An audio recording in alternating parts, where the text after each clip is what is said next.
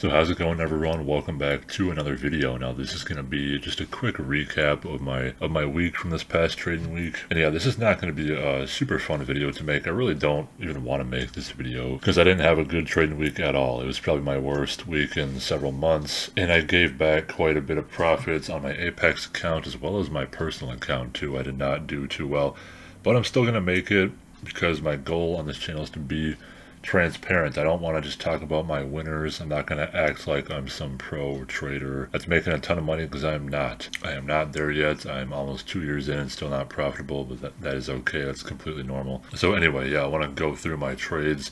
I'm just going to show you guys the screenshots. I'm not going to play the live recording because there's so many trades. I think on Thursday I took easily over 10 or 15 trades in my Apex account. So I'll show you the screenshot, just showing you the executions. And then yeah, I'll show you my trading journal so you can see where I'm at with both of my accounts. So anyway, yeah, this is my trading journal. This is the past week. You can see I took quite a few trades. Most of them were losses. But instead of going through all the details on each of these, I'm just going to bring up the screenshots and click through each one. So yeah, this was the first trade. It was on the NASDAQ. Basically, we were rejecting the supply zone. We came back up and retested a 15-second fair value gap, which that's really not my strategy at all. I don't want to get in the habit of using the 15-second chart if it's just not part of my strategy, because I use usually the 2-minute and the 5-minute, but I was kind of experimenting with the 15-second. But if I'm going to try out a new strategy, I should definitely paper trade it instead of use my actual Apex account. So I went short here and got stopped out.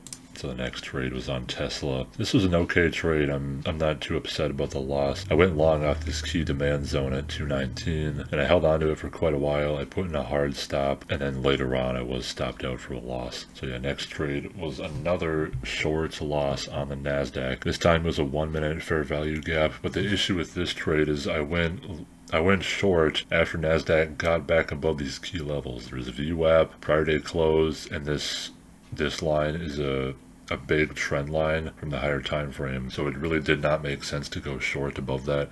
I should have waited for us to come down here and then maybe try and go short off the VWAP.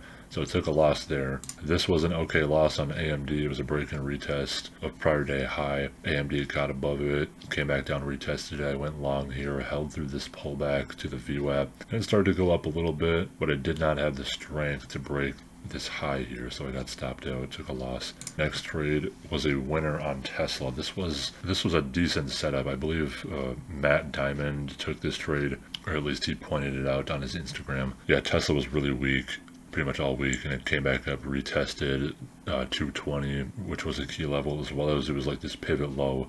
It was the previous low day. So I went short here, and I added a contract here, then eventually got that break of the low day, so I scaled out. And then this is kind of a bad habit.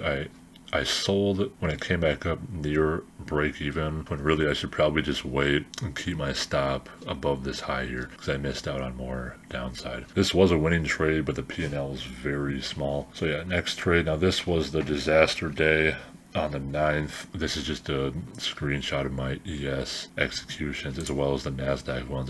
I went on absolute tilt this day, and I lost so much on my Apex account. Basically it came down, ES came down to the support. I tried to go long, then I tried to go short, long, short, long, short, and I just took so many losses here. Then I did have a nice winner. I went long here. It was a pullback to the VWAP, but of course this winner was not nearly big enough to make up for these losses, and I basically did the same thing on the NASDAQ. It was just a disaster of a day. I let my emotions take over, and I lost probably between 300 and 400 on the Apex account, so I took a big step back. I was doing really well. I thought I was going to pass. I still have the account, but yeah, I took so many losses on the 9th.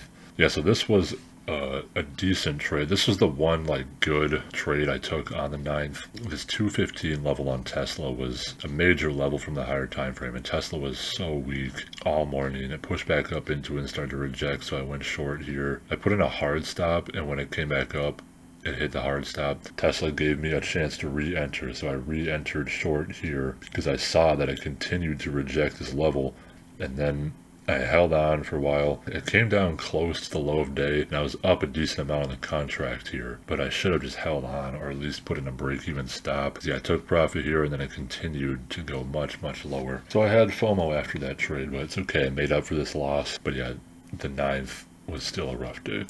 And Friday was also not a good day either. I took 3 option trades, 3 break and retest. All of them were losers. This Apple one was not a bad setup. I mean, I did a retest of the prior day high, then I got stopped out, but then it came back to this support zone, and I clearly should have re-entered, but I hesitated. And then I took a trade on Amazon. It was a break and retest to the downside, and I retested this zone here, and this yellow line is prior day close. So I went short here, pretty much instantly got stopped out, but I made a mistake on this trade. The problem with this trade was that the ES and the NASDAQ both came down to a key support / demand zone, and they started moving higher. That brought Amazon up with it, but I was totally ignoring the level, which is not good at all. I want to trade with the market, not against the market. So as a result, I took a loss, and I basically did the same thing on Tesla. Tesla retested 209, so I went short here with the stop above the high, and sure enough, a few minutes later, got stopped out. So yeah, after that, I was not happy because I just executed horribly pretty much all week. So if we just take a look at like the P&L results. At the start of the week, my personal account was at 170. Then after all the losses, it was at 130. So my Webull account is getting so low. I really need to just refund it with maybe 1,000, maybe 2,000. We'll see what I end up doing. But yeah, my Apex account, it really took a hit. You can see just last Thursday, I had it up to 25,900, and then I took a couple small losses on Monday and Tuesday, and then on Thursday is when I had my really bad day. After all these ES trades, I lost probably $400, so it's down to 25,437. So I'm still up on the account, but yeah, I took a major step back. So yeah, that was my week. I know it's really bad. I still got a lot of things to work on, but I do have to be fully transparent. I'm not going to try and hide it. So where do I go from here? What am I going to do to fix all these bad habits? Well, I've decided that I want to invest more in my education. And there is a trading YouTuber I watch. I don't know if you guys have heard of him.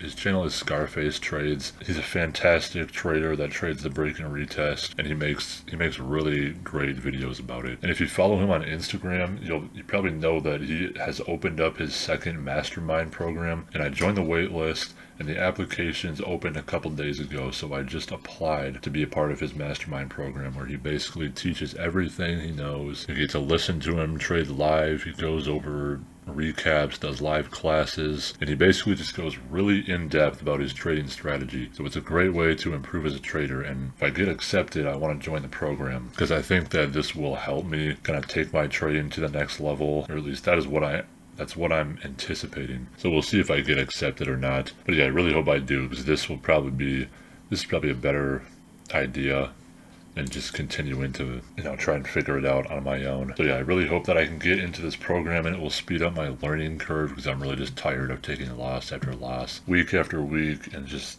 not seeing the results that I want. So yeah, that's my recap of last week. Not a fun video to make at all, but it's all just part of the process. I gotta be transparent. So if you have any advice for me as a trader, please feel free to leave it in the comments below, and I would love to read it and reply to you. And yeah, I hope you guys are enjoying this type of content. I hope you can appreciate the transparency. So yeah, that's gonna be it for today.